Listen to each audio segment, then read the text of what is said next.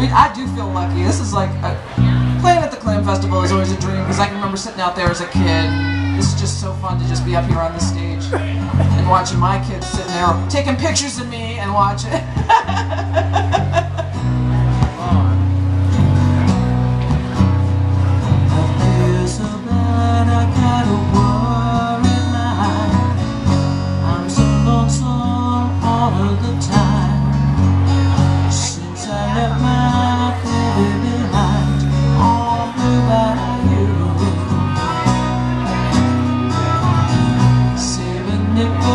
Saving dimes, work until the sun don't shine.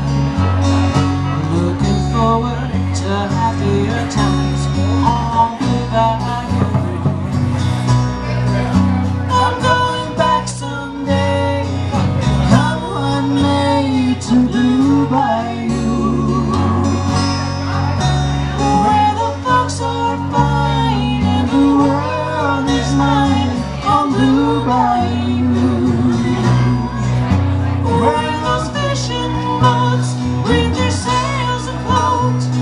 If I could only see that familiar sunrise through sleepy eyes, how happy I'd be.